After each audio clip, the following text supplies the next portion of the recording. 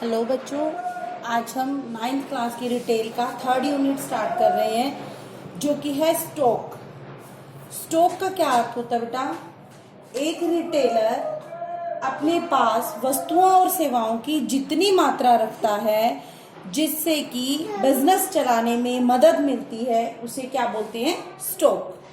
जैसे कि कच्चे माल का स्टॉक, अगर कोई उत्पादन कर रहा है तो वो अपने पास कच्चा माल रखता है जिससे कि उत्पादन में किसी प्रकार की कोई परेशानी ना हो।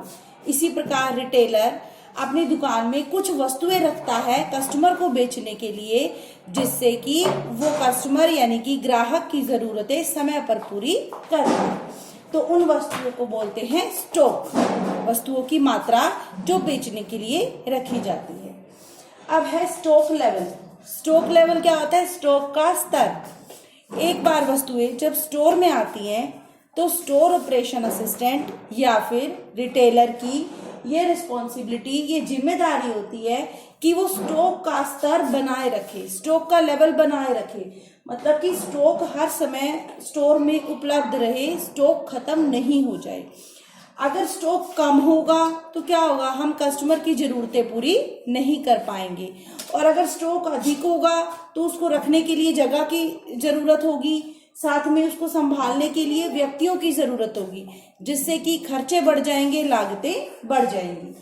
तो इसीलिए स्टॉक रखना हमारे पास जरूरी है, लेकिन स्टॉक का सही स्तर होना चाहिए, ना तो कम ना ही अधिक। कम होगा तो जरूरतें पूरी नहीं होंगी और अगर स्टॉक अधिक मात्रा में होगा तो लागतें बढ़ जाएंगी। अब आगे है types of stock level, stock स्तर के प्रकार। तो स्टॉक लेवल के 4 प्रकार हैं। सबसे पहला है मिनिमम लेवल यानी कि न्यूनतम स्तर। मिनिमम लेवल या न्यूनतम स्तर क्या होता है कि कम से कम इतना स्टॉक एक स्टोर में हर समय उपलब्ध होना चाहिए, इससे कम स्टॉक नहीं होना चाहिए। तो मिनिमम लेवल से अगर कम हो गया तो उसको बोलते हैं अंडर स्टॉक, यानी कि हमें जितना स्टॉक चाहिए हमारे पास उससे कम है, तो वो होता है न्यूनतम स्तर। नेक्स्ट है मैक्सिमम लेवल, अधिकतम स्तर। अधिक से अधिक कितना स्टॉक हमारे पास होना चाहिए? जैसे कि अगर एक रिटेलर है, उसकी जो वस्तुएं हैं, जितनी सेल होती है उसके आधार पर वो ये निर्धारित करता है कि कम से कम 100 वस्तुओं का स्टॉक उसके पास हर समय उपलब्ध होना चाहिए, 100 से कम नहीं होना चाहिए। तो ये है न्यूनतम स्तर। अधिकतम स्तर की अधिक से अधिक कितनी वस्तुएं लेगा वो? 500।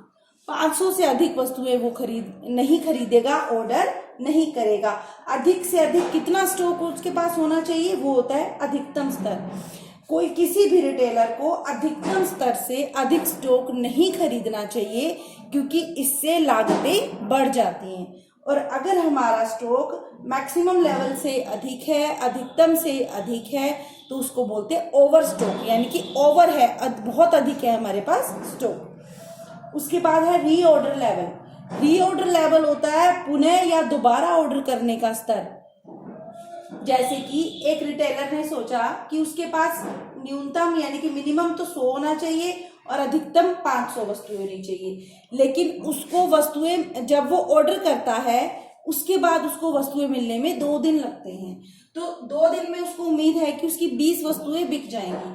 तो वो क्या करता है, जब उसके पास 120 होंगे वो नया ऑर्डर कर देगा। क्यों? क्योंकि अगर वो 120 पे नया ऑर्डर नहीं करेगा तो वस्तुएं 100 से कम हो जाएंगी, न्यूनतम स्तर से कम हो जाएंगी।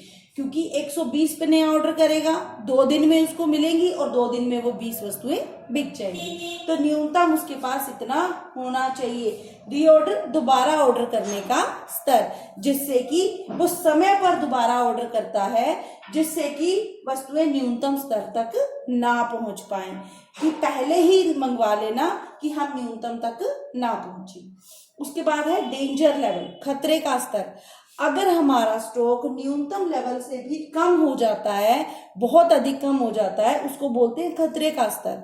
तो अगर हमारा स्टॉक डेंजर लेवल यानी कि खतरे के स्तर तक पहुंच गया है तो हमें किसी भी कीमत पर कैसे भी करके तुरंत नई वस्तुएं खरीदनी चाहिए, चाहे वो वस्तुएं महंगी मिलें तो भी हमें खरीदनी चाहिए, क्योंकि अगर डेंजर लेवल तक हम पहुंच गए, इससे भी नीचे पहुंच गए, तो हम कस्टमर की जरूरतों को पूरा नहीं कर पाएंगे और कस्टमर खाली हाथ वापस जाएगा।